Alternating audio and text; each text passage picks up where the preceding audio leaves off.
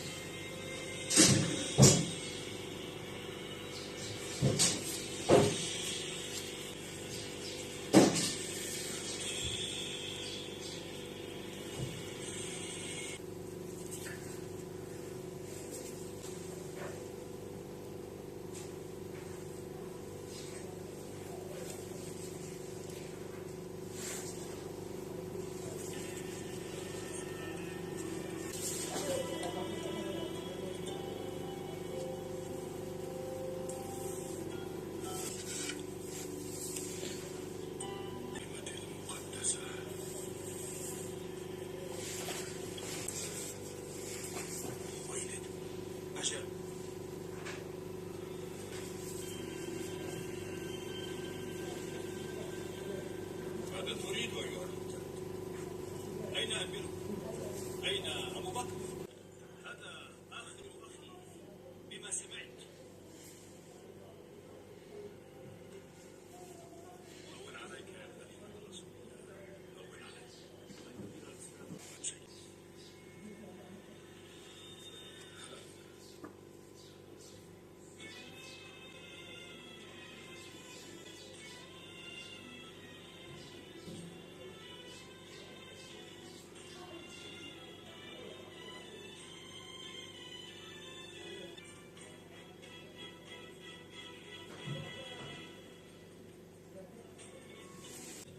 قتلوا إخوتنا الدعاة ال15 الذين أرسلهم رسول الله صلى الله عليه وسلم إلى أنباء الشام لدعوة أهلها إلى الإسلام. أكثر الناس لا يهتم بنفسه، يهتم بمظهره، يهتم بثيابه، بشكله، وربما يحرص أشد الحرص على بعض الحركات التي هي من الدين أو بعض الهيئات التي هي من الدين، ولكنه يغفل عن نفسه. ومرد الأمر إلى النفس. يا أيتها النفس المطمئنة ارجعي إلى ربك راضية مرضية. القضية نفس. ولهذا لما أقسم الرب عز وجل والشمس وضحاها والقمر إذا تلاها إلى تلك الأقسام، قال الرب عز وجل: ونفس وما سواها. يقسم الرب بالنفس. ونفس وما سواها فألهمها فجورها وتقواها. كل إنسان نفسه ملهمة للفجور وملهمة للتقوى. طيب الحل: قد أفلح من زكاها.